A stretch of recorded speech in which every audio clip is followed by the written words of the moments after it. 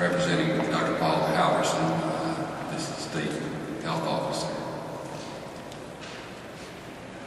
I can remember when we first began to read about this strange illness causing young men to waste away. This was in about 1980, and no one knew really why. And then just in 2 or 3 years, investigators in the U.S. and Europe told us that this was a viral infection, and the virus was revealed, and yet there was no treatment. Only treatment for the end-stage infections that they suffered from. And then we began to have antiviral drugs one at a time, and they were toxic at first, and they were only partially helpful. More and more drugs became available, and today we can say that it's possible to treat AIDS and HIV very effectively if it's diagnosed early, and we can expect these individuals to live a healthy, productive life. We can also say today that there's probably not a single person in Arkansas that's denied treatment for this if they want it. This is a remarkable advance in 25 years' time. Now there's some bad things going on. We know in sub-Saharan Africa, as many as 30% of women coming to prenatal clinics just for routine pregnancy visits are found to be HIV positive. That's the first time they've found this out. We know that for most of them, there's no prospect for treatment. We know that their babies will be orphans.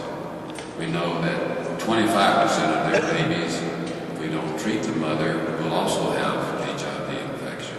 And so it goes on and on, grossly out of control, so much so that it's threatening the very viability of some of these countries. Their economic stability is decimating the population.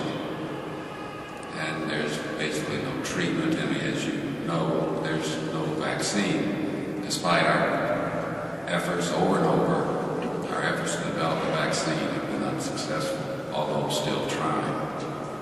And we also know that this disease is progressing in Asia, and it grows worse and worse every year around the world. You've already heard that in the U.S. we're more or less containing this illness. We certainly have new infections, a large number every year, and that doesn't have to be that way. In Arkansas, we only screen about 70,000 persons per year for HIV infection. We know that 30 or 40% of the people in Arkansas that have HIV infection have it but don't know it. We know that maybe half the people that we diagnose with HIV in Arkansas, we diagnose them the first time when they are very advanced, where they've had the infection maybe 5 or 10 years before the diagnosis is made because they haven't been tested.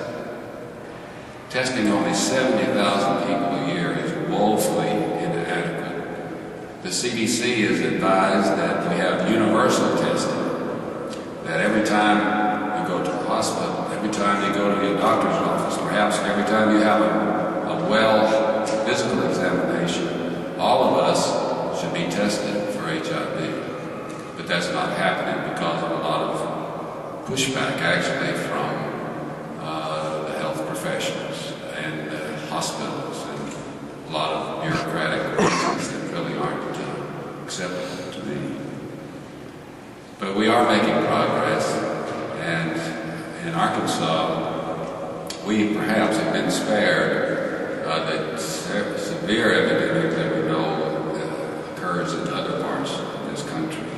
It's an honor for us in the health department to work with all the wonderful people in this room and the organizations that have bound together to fight this terrible plague, this epidemic. pledge to continue to work with all of you to the very best of our ability until a vaccine is developed, and this disease will be have to read about it in the history books rather than in the current newspapers. Thank you.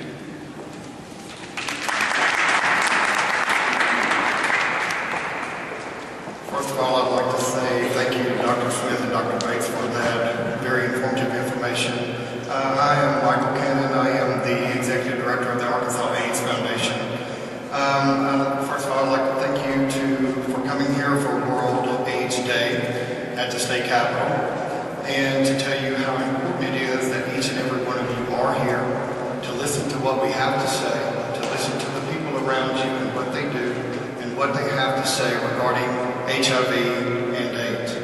It is very important that you understand the concept of being tested, that if you're with your partner, that your partner be tested, your husband, your wife, and to make sure that everyone around you are aware, and that's what leads us to the concept of education, prevention, and intervention. First of all, I'd like to let you know that we are located at 518 East 9th, the Arkansas AIDS Foundation here in Little Rock.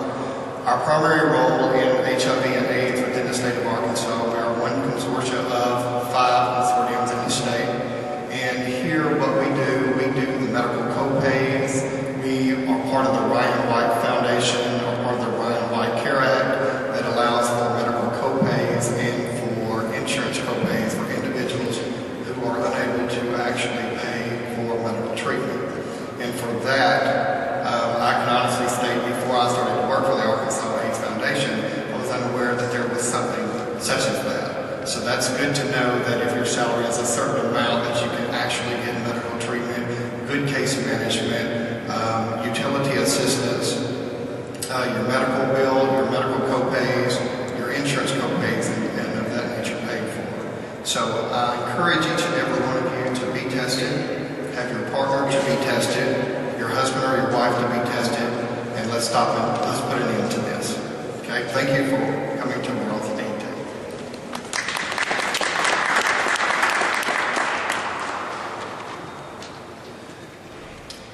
I'm Joyce Elliott, Senator-elect District 33, and I want to express my gratitude to everyone